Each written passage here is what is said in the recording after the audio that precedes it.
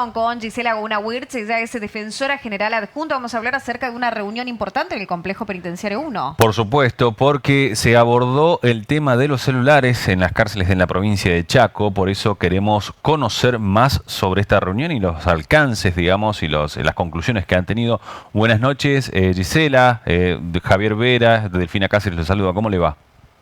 Muy buenas noches, Javier, muy buenas noches, Delfina. Buenas noches. Bueno, queríamos conocer también el contexto en el que se dio esta reunión y las conclusiones a las que pudieron abordar. Fue más que nada una reunión informativa.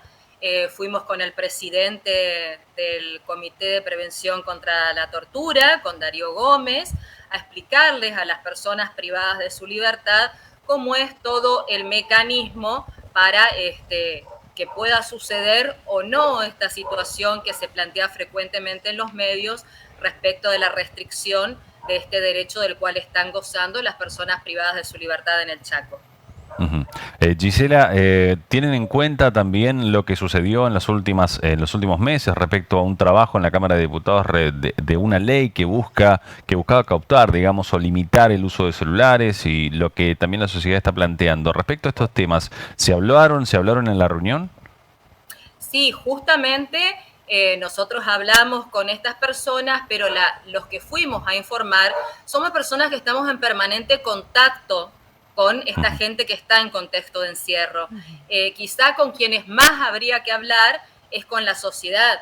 No desconocemos lo que ocurrió en la Cámara de Diputados, pero justamente los datos que se tuvieron en cuenta para sancionar esta ley no fueron datos aportados por nuestra propia provincia, sino por datos del conurbano bonaerense, de cárceles de otros lugares del país, como por ejemplo Rosario. Acá en el Chaco no nos tenemos que olvidar que el uso de los celulares comenzó durante el tiempo de la pandemia y no hubieron incidentes que desaconsejaran su uso. Por eso es que se prorrogó a través de un decreto y bueno, luego del veto parcial del gobernador Capitanich a esta ley de la Cámara de Diputados, se sigue usando como se hacía tiempo atrás. No soy yo la que tiene que decir la cantidad de delitos que se han cometido con los celulares, pero probablemente me sobren los dedos de una mano durante todo este tiempo. Entonces tenemos que poner en contexto la situación y en su momento deberán los diputados, sería bueno que lo hagan, escuchar a las personas que realmente trabajamos en contexto de encierro o con las personas que están en contexto de encierro. ¿Qué les manifestaban las familias? Porque estuvieron allí presentes también las familias de estas personas. No, en realidad fueron las propias personas, los delegados, por supuesto que se reciben muchísimos mensajes de los familiares, hay gente que está muy alejada de sus familias detenidas y esta es la única posibilidad de contacto que tienen. Nos tenemos que olvidar también que hay un principio, que es el principio de intrascendencia de la pena, que la persona que delinquió efectivamente debe cumplir una condena, pero esa condena no puede ser extensible a su grupo familiar. Entonces las relaciones familiares se pueden mantener también a través del celular. Y una cuestión más, existe un habeas corpus que está pendiente de cumplimiento, que presentamos todos los defensores oficiales de la provincia del Chaco por las condiciones indignas de detención en las comisarías, donde las personas viven absolutamente hacinadas y condenadas, además, sin posibilidad de resocialización, rehabilitación, trabajo, espacio de recreación, porque ni patio tienen. Entonces, ¿cómo vamos a aplicar una ley que les restringe la única posibilidad que tienen ellos de tener conocimiento de lo que sucede en el mundo exterior, de hablar con sus familias e incluso de denunciar malos tratos si es que los hubiere? Gisela, respecto a este tema, por supuesto, estamos al tanto de cómo se está trabajando, ¿no? Pero cuando plantean la utilización de celulares, para conocer un poco más a fondo esto, ¿tienen ciertas restricciones en la utilización de celular? ¿O es para comunicarse con las familias? ¿O pueden tener acceso libre a Internet? ¿Cómo trabajan esto, digamos?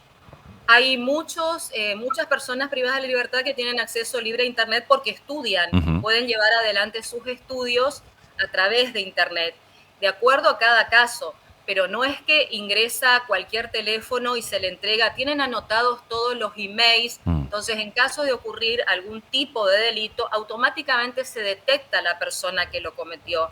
No es como sucedía antes, porque antes también había celulares y las personas privadas de su libertad tenían celulares, El problema es que nunca se sabía de dónde venían, porque Claro. todos eran ilícitos e irregulares. Ahora resulta mucho más fácil y más factible detectar los ilícitos que cuando los celulares eran ilegales.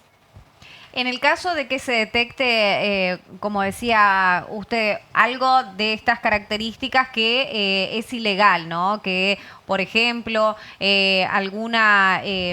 ingresar, ¿no?, a las redes sociales, hostigar por ahí a alguna persona. ¿Cómo se procede en estos casos? Y tienen tienen la sanción de que se les quita el celular, lógicamente, Ujú. pero por otra parte son pasibles de ser sometidos a un nuevo proceso penal por el delito. Lo que sucede en realidad es como todos quieren tener el contacto con sus familias, hasta leer las noticias, porque imaginémonos nosotros que nos saquen 48 horas nomás un celular, ahora pónganse en el lugar de una persona que vive hacinada en un cuartito los 30 días del mes, por no ir más lejos y no puede ni mirar por la ventana. Se produce una autorregulación. Ujú. En tanto, todos ellos se cuidan de que nadie haga uso indebido del celular para evitar eventualmente que les sean sacados a todos. Insisto, Gisela, sobre esto. No todos los detenidos pueden tener celular, ¿no? Dependiendo inclusive también el grado de, o mejor dicho, el delito porque se les condenó. ¿Tienen o no tienen celulares, no? Puede haber por parte de la sentencia algún tipo de restricciones. Ajá. Eventualmente podrían llegar a establecerlas los jueces o los fiscales por algún tipo de restricciones de cuestiones particulares de la causa. Bueno. ¿Ustedes entonces no recibieron hasta el momento un encuentro o una reunión por parte de los legisladores en este caso? Nosotros desde el Ministerio Público de la Defensa, Ujú. no. No sé si lo habrá hecho el comité porque están trabajando mucho en este tema. Y respecto a las declaraciones del gobernador electo Leandro Esdero, más allá de que puede o no tener una opinión formada respecto al tema, pero él afirmó que va a trabajar o va a avanzar, porque fue uno de los autores de esta ley en la Cámara de Diputados, va a avanzar sobre esto siendo gobernador ya respecto al tema de la comunicación dentro de las cárceles. Yo particularmente puedo opinar como defensora Ujú. pública interamericana por Argentina. Y lo que puedo decir, más allá de la voluntad del señor gobernador electo, es que en los derechos humanos, el derecho internacional de los derechos humanos y en base a los tratados internacionales que suscribió Argentina, existe un principio que se llama principio de progresividad y de no regresividad. Los derechos humanos siempre se tienen que ir concediendo en más y siempre deben ir avanzando hacia adelante. Cuando uno otorgó un derecho, no lo puede quitar, y menos aún de esta manera, sin ningún tipo de fundamento válido. Así que desde mi punto de vista, si se pretendiera hacer una cosa así, sería no solamente inconstitucional, sino inconvencional y pondría a la provincia del Chaco y por ende a la Argentina en una situación de falta frente a los organismos internacionales de derechos humanos.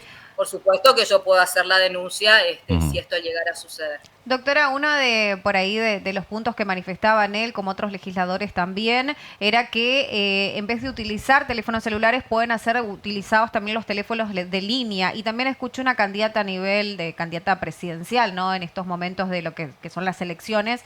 ¿Cómo ve esto también? Me parece que los teléfonos de línea no los están instalando ni siquiera en las casas particulares. Mm. Y sería muy complicado debido al deplorable estado en el que se encuentran la mayoría de los establecimientos penitenciarios a nivel provincial.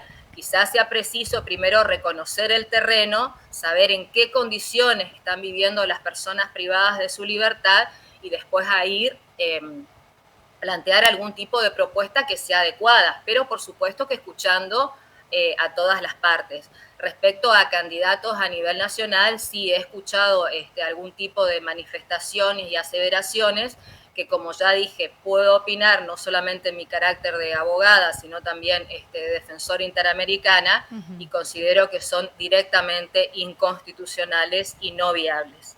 Muchísimas gracias, doctora. Gracias por esta comunicación. Muchas gracias a ustedes, que tengan unas buenas noches.